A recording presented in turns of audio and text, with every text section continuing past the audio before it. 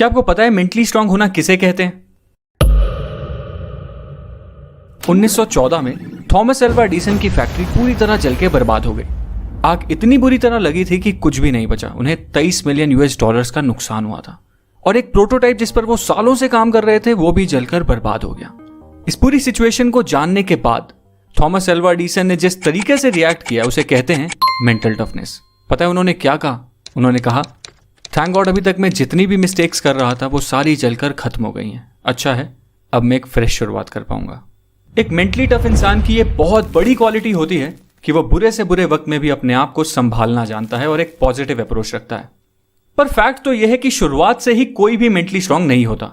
जैसे अच्छी डाइट और रेगुलर एक्सरसाइज आपको फिजिकली स्ट्रांग बना देती है, वैसे ही कुछ हैबिट्स होती हैं जो एक मेंटली वीक इंसान को भी मेंटली स्ट्रांग बना देती हैं। और आज इस वीडियो में हम मेंटली स्ट्रांग लोगों की कुछ हैबिट्स के बारे में बात करने वाले हैं। So let's start. पहली हैबिट है एम्ब्रेसिंग चेंज। ईगल इकलौता ऐसा पक्षी होता है जो 70 साल की उम्र तक जिंदा रह सकता है।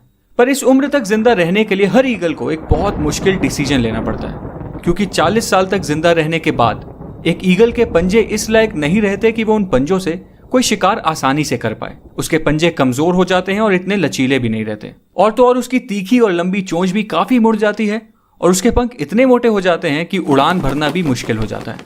और 40 साल की उम्र में यही वो टाइम होता है जब एक ईगल के पास सिर्फ 2 ही ऑप्शंस होते हैं।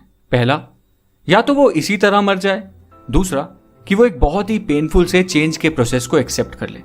एक ईगल की जिंदगी में ये प्रोसेस 150 दिन का होता है और इस प्रोसेस के लिए उस ईगल को किसी पहाड़ की चोटी पर जाकर बैठ जाना होता है और वहां उसे अपनी चोंच को तब तक किसी पत्थर पे मारते रहना होता है जब तक उसकी चोंच निकलकर नीचे ना गिर जाए। और चोंच के अलग हो जाने के बाद एक ईगल फिर नई चोंच के उगने का इंतजार करती है। जब नई चोंच उग जाती है तो उस तीखी और मजबूत चोंच से फिर वो अपने पंजे उखाड़ देती है और फिर से नए पंजों के उगने का इंतजार करती है। जब उसके नुकीले से नए पंजे वापस आ जाते हैं तो फिर वो उन पंजों से अपने पुराने से मोटे पंख भी नोच लेती है ताकि नए और हल्के पंख उग पाए। और फाइनली इन बेहद दर्द भरे 150 दिनों के बाद एक ईगल अपनी नई जिंदगी की एक नई उड़ान भरती है एंड अपनी जिंदगी के बचे हुए 30 साल जीना शुरू करती है। मतलब सर्वाइवल के लिए और जिंदगी को जीने के लिए एक दर्द भरे चेंज को एक्सेप्ट करना ही पड़ता है। और याद रखो, जब बारिश होती है ना तो सारे पक्षी बचने का कोई ना कोई ठिकाना ढूंढते हैं, पर इकलौता ईगल ऐसा पक्षी होता है जो बारिश से बचने की कोशिश करने के बजाय बादलों के ऊपर उड़ने की औकात रखता है। इसलिए एक मेंटली स्ट्रांग इंसान भी हर मुश्किल चेंज को एम्ब्रेस करता है और उसे एक्सेप्ट करके उस चेन से गुजर कर खुद को मजबूत बनाता है, चेन से घबराता नहीं है। दूसरी हैबिट है एस्टैब्लिशिंग बाउंड्रीज। याद करो लास्ट टाइम ऐसा कब हुआ था जब आपको कोई ऐसा काम करना पड़ा हो जिसकी वजह से आपका पूरा शेड्यूल, आपका पूरा प्लान बर्बाद हो गया और बाद में आपको रिग्रेट हुआ कि काश तब आप उस काम को मना कर देते तो शायद आप अपने बाकी के इंपॉर्टेंट काम अच्छी तरह कंप्लीट कर पाते। अगर ऐसा आपके साथ अक्सर होता है तो सॉरी, आप शायद इतने मेंटली स्ट्रांग नहीं हो, क्योंकि एक मेंटली स्ट्रांग इंसान को उसकी बाउंड्रीज मतलब उसकी लाइन ऑफ कंट्रोल पता होती है। उसको पता होता है कि उसे किस काम के लिए नो बोलना है और किस काम के लिए यस, उसे किस कन्वर्सेशन का हिस्सा बनना है और किस कन्वर्सेशन का नहीं, उसे क्या खाना है और क्या नहीं। एक मेंटली स्ट्रांग इंसान को यह सब बहुत अच्छी तरह पता होता है। मतलब एक मेंटली स्ट्रांग इंसान बहुत ज्यादा सेलेक्टिव होता है। अब तीसरी हैबिट है the power of sacrifice. Human psychology को समझने वाले लोग ये अच्छी तरह जानते हैं कि sacrifice builds resilience, resilience builds strength, strength builds power and power builds purpose. इस चीज का एक परफेक्ट एग्जांपल है विराट कोहली। 2017 में मैंने एक आर्टिकल पढ़ा जिसमें लिखा था कि विराट कोहली कितने बड़े फूडी थे और उन्हें मटन रोल, बटर चिकन और छोले भटूरे जैसी डिशेस कितनी ज्यादा पसंद थी। पर आज उनकी डाइट कुछ ऐसी है कि बटर चिकन और मटन रोल तो छोड़ो, वो अपनी कॉफी में चीनी तक नहीं पीते। डिसिप्लिन और सैक्रिफाइस उनकी लाइफ का एक मेजर एलिमेंट है। एंड दोस्तों, कोई भी पर्पस बिना सैक्रिफाइस के पूरा किया ही नहीं जा सकता, चाहे वो सैक्रिफाइस बुरी एडिक्शंस का हो, जंक फूड का हो या सोशल लाइफ का। सैक्रिफाइस तो करना ही पड़ता है और मेंटली स्ट्रांग लोग ये सैक्रिफाइस करने से पीछे कभी नहीं हटते। चौथी हैबिट है एम्ब्रेसिंग फेलियर एंड मिस्टेक्स।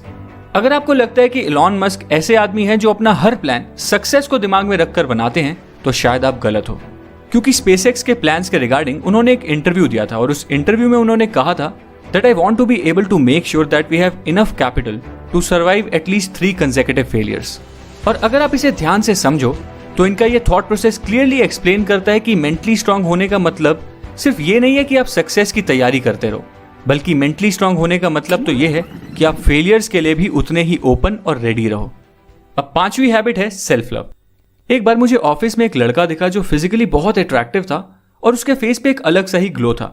मुझे लगा शायद ये कोई न्यू ज्वाइनर होगा जिसने हाल ही में कॉलेज कंप्लीट किया है और अपनी कॉर्पोरेट लाइफ शुरू की है। फिर एज यूजुअल मेरा दिन शुरू हुआ और शेड्यूल के अकॉर्डिंग मुझे एक मीटिंग में जाना था। उस मीटिंग में पहले से ही वो लड़का बैठा हुआ था और जब मैंने उसे मीटिंग रूम में दोबारा देखा तो मैं थोड़ा कंफ्यूज हो गया। बट फिर मेरे मैनेजर ने अनाउंसमेंट की और बताया कि इस मीटिंग के लिए हमने एक गेस्ट को इन्वाइट किया है जो हमें प्रोसेस रिलेटेड एडवाइस देने वाला है, और वो गेस्ट बिजनेस की एक यूनिट का डायरेक्टर है। और पता है ये डायरेक्टर कौन था? वही यंग दिखने वाला लड़का। एंड उसके बाद जब मेरी उस डायरेक्टर से बात हुई तो उसने बताया कि वो बिजनेस की एक बहुत ही क्रिटिकल यूनिट हैंडल कर रहा है और उसका शेड्यूल फुल पैक्ड रहता है, पर वो जब तक अपने दिन की शुरुआत में सबसे पहले अपनी फिजिकल हेल्थ और मेंटल हेल्थ पर काम नहीं कर लेता, वो अपने दिन के बाकी काम भी शुरू ही नहीं करता। For him his day starts with a practice of self love. And दोस्तों, वैसे सेल्फ लव प्रैक्टिस करने से आपकी सेल्फ एस्टीम और ओवरऑल मेंटल हेल्थ कई गुना इंप्रूव हो जाती है। इसलिए मेंटली स्ट्रांग बनने के लिए ये भी एक बहुत इंपॉर्टेंट हैबिट है। सो दोस्तों, ये थी कुछ 5 क्वालिटीज जो मेंटली स्ट्रांग लोगों में अक्सर देखी जाती हैं, और अगर आप भी मेंटली स्ट्रांग बनना चाहते हो तो आपको भी अपने माइंडसेट को कुछ ऐसा ही बनाना पड़ेगा। अगर आपको मेरी इस वीडियो का कंटेंट पसंद आया तो इस वीडियो को लाइक करना, मेरे चैनल को सब्सक्राइब करना और बेल आइकन दबाना फ्यूचर वीडियो अपडेट्स के लिए। Thank you.